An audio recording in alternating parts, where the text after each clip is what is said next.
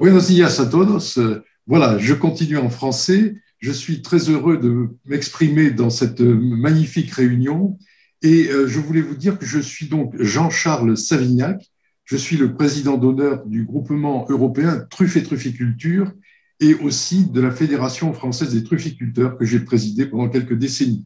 Voilà, j'ai été aussi maire de Sorges en Périgord, qui est un territoire producteur de truffes, où j'ai même créé en 1982 un écomusée de la truffe. Voilà, c'est dire que je me suis intéressé pendant de nombreuses années au développement, au maintien, à la production de truffes, et nous allons parler évidemment de ce sujet ce matin. Alors, quelques mots sur les truffes. Il y a une centaine de truffes dans le monde, hein. Donc, nous allons parler simplement des trois plus grandes espèces connues, la truffe blanche d'Italie, Tuber magnatum, la truffe noire d'hiver dite du Périgord, Tuber melanosporum, et puis aussi de la truffe d'été, Tuber estivum.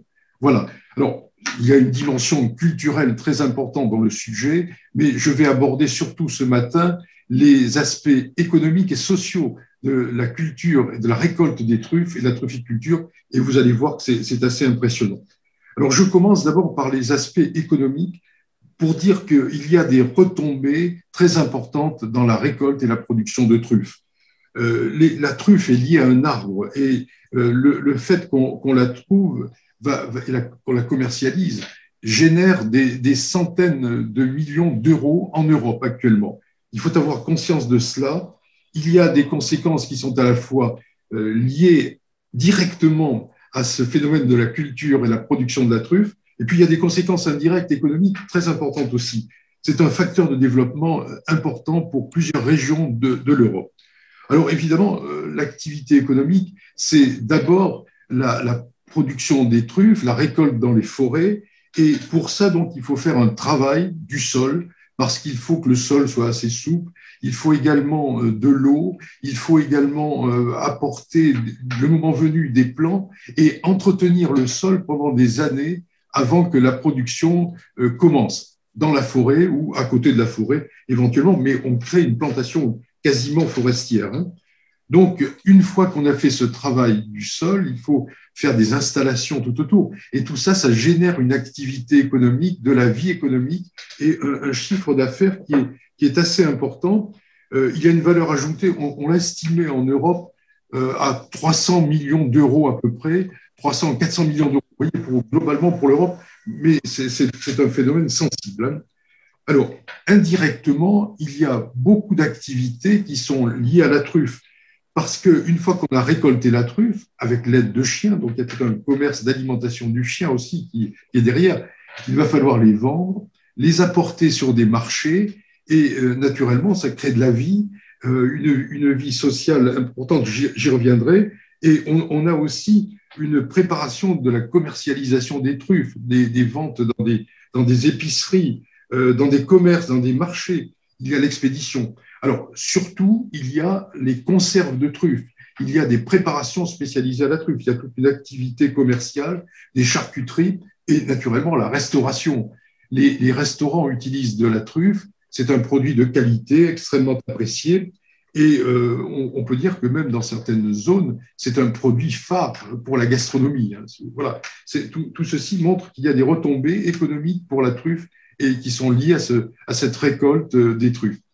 J'ajoute que s'est développé autour de la truffe toute une série d'autres activités, notamment de l'agritourisme, des visites d'exploitation, de plantations, de forêts truffières, avec l'accueil de personnes les week-ends dans des gîtes, dans des hôtels ruraux. Et il y a aussi des visites qui sont organisées. Et également, on s'est mis à créer depuis les années 80 des maisons de la truffe, des musées de la truffe, et donc ça suscite aussi des voyages, des visites dans les campagnes. Et je n'oublie pas qu'il y a aussi des publications, des journaux, voilà, il y a toute une vie économique qui est liée à la production de truffes et à la trufficulture. Ça, c'était le premier aspect que je voulais souligner ce matin. Le deuxième aspect, c'est la vie sociale. On en parle moins, c'est plus difficile, évidemment, à quantifier, mais quand même, les récoltes de truffes et la trufficulture vont générer là aussi des activités sociales qui sont importantes et qui sont importantes à la fois au plan individuel et au plan collectif. Alors, au plan individuel, la truffe et la récolte de la trufficulture ont comme conséquence de lutter contre l'isolement. En milieu rural, c'est très important. Cela permet un enracinement local. C'est aussi des valeurs de protection du milieu naturel. On doit respecter la nature pour récolter les truffes. Il faut un travail attentif des trufficulteurs. Il y a également chez eux, chez les trufficulteurs, le souci du progrès, une formation personnelle, et j'allais dire même, il y a une continuité entre les générations. Voilà quelques aspects sociaux individuels. Alors, entre l'individuel et le collectif, il y a un aspect essentiel qu'il faut mettre en avant, c'est l'emploi. La trufficulture, la récolte des truffes, cela génère des emplois.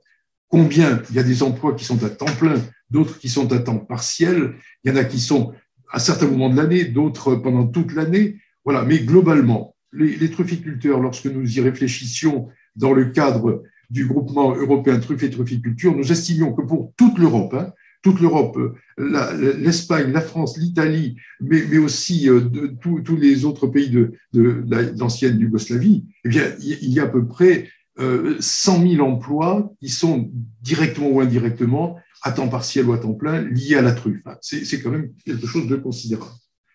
Mais l'aspect social essentiel, c'est aussi la vie collective qui est attachée à la trufficulture. Je voudrais dire que la trufficulture, la récolte des truffes, ça apporte une vie sociale dans les localités rurales en hiver. Et ça, c'est quelque chose, un aspect à retenir. Il y a un facteur d'animation, la vie des marchés, les fêtes à la truffe également. Tout ceci entraîne des repas qui sont pris en commun et cela permet d'avoir une vie là où normalement la campagne est plutôt calme pendant l'hiver. Alors, j'ajoute sur l'aspect social que la trufficulture entraîne une vie collective dans les organisations des producteurs, des récoltants de truffes. Il y a à la fois des associations qui s'occupent des truffes, il y a des syndicats de producteurs de truffes, donc ils tiennent des réunions, ils font des formations, ils ont des réunions dans les départements, dans les provinces, au niveau national également, même au niveau européen. Et donc, nous avons une vie de l'organisation des trufficulteurs. À cela se rajoute aussi un aspect plus plaisant, ce sont les confréries qui défendent les qualités de la truffe, les bonnes truffes. Voilà, tout ceci crée finalement des manifestations à la campagne, mais aussi à la ville. Nous avons en Espagne l'exemple de Trufforum, qui est une manifestation exceptionnelle dans des villes. Et il y a dans d'autres villes de France, d'Italie, il y a les cités de la truffe en Italie. Tout ceci crée une vie importante autour de la truffe. Voilà. Et puis surtout, je voudrais dire que sur le plan social, la truffe, c'est aussi l'illustration et la défense d'une gastronomie exceptionnelle qui soutient les restaurateurs dans les grandes villes, dans les capitales aussi, et tout ceci est précieux. Pour clore sur cet aspect collectif, social, je dirais que la truffe, c'est un ciment social, et il faut retenir cet aspect. Et pour conclure, finalement, ce que je voulais dire à tout le monde ce matin, c'est que la truffe et la trufficulture, finalement, ce sont des facteurs positifs pour la ruralité, pour le développement local, mais c'est aussi quelque chose qui entraîne des exigences de qualité du produit et également une authenticité du produit. Voilà, autant de raisons pour soutenir et développer la truffe et la trufficulture. Merci à tous.